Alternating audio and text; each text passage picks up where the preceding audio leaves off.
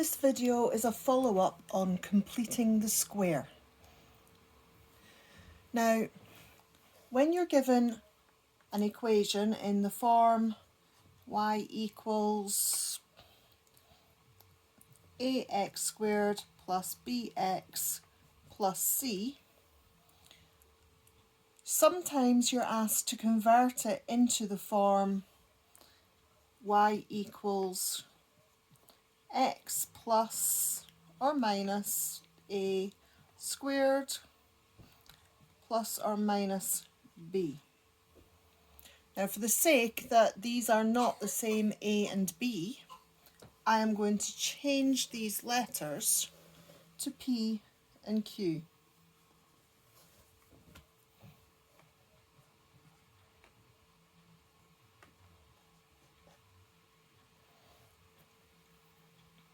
Okay. Now, where do these letters come from? Well, if you take this second equation, I'll do this in a different colour, and you multiply it out, we'll be able to get an idea of where we can take the letters from. So x plus p all squared, that's x plus p times x plus p, and then we're going to add q on the end. I'm not worrying about the minus version. You know how to deal with minus numbers.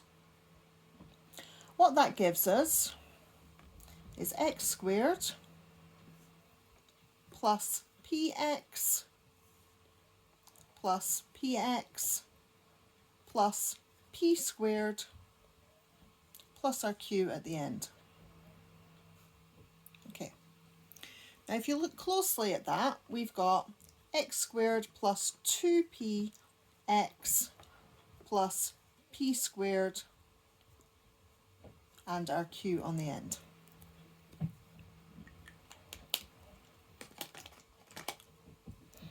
Now, if we look back at our original information, we had a lots of x squared.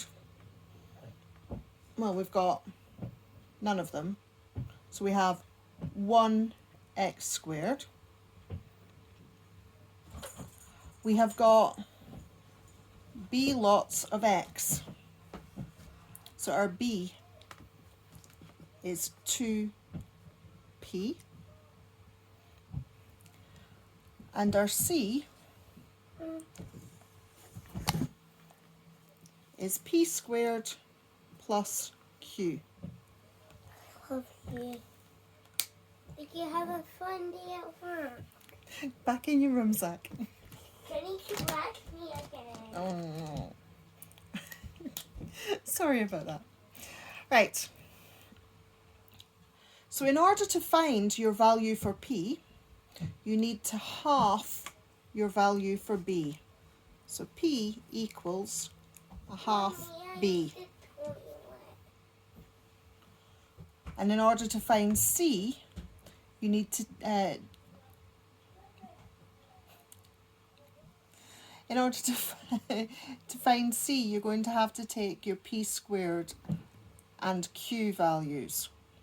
So some form of adjustment happens. So if, for example, I was given y equals x squared plus 8x plus 10. That's one that would be hard to factorise, because 1 times 10 is not going to get us an 8 no matter what we do, and 2 times 5 is not going to get us an 8 no matter what we do. So this is one where we could solve it using this method. We would have in our bracket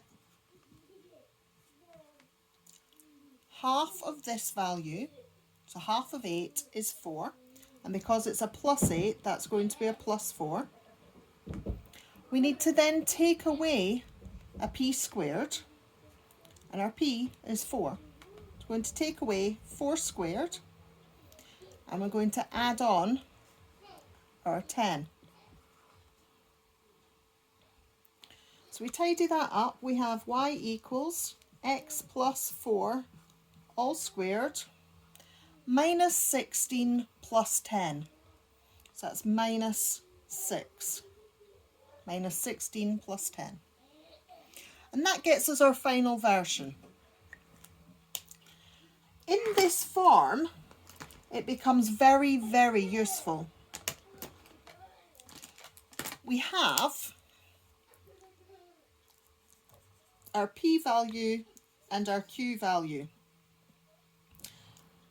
And this gives us our turning point.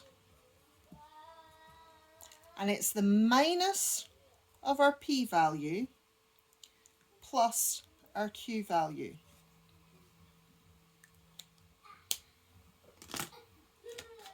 So our x is our minus of our p-value and our y is our q-value. So in this case, I have a turning point of minus 4, minus 6. Now I did say you could use this to solve the equation as well. And if you remember, the roots are when y equals 0. So if I remove a little bit of this to give us some space, remove this turning point, and we solve it. We have x plus 4 squared minus 6 equals 0. So we have x plus 4 squared equals 6. Now remember, when you square something, it can be either positive or negative. So if you imagine 5 squared is 25, minus 5 squared is also 25. So we can have x plus 4 equal the square root of 6. But it can be plus or minus. So we can have a negative answer.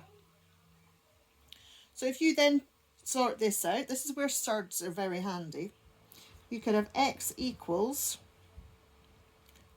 here is a plus 4, so over the other side it'll be a minus 4, plus root 6.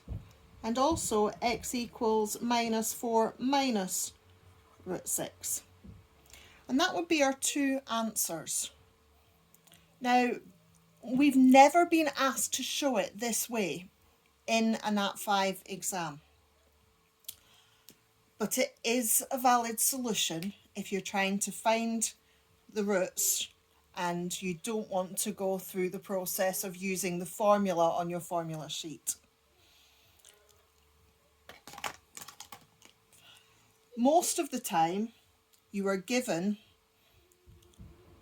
this format, asked to find this format, and then asked for the turning point. Sometimes you're given the other way round. And let me get this out of the way.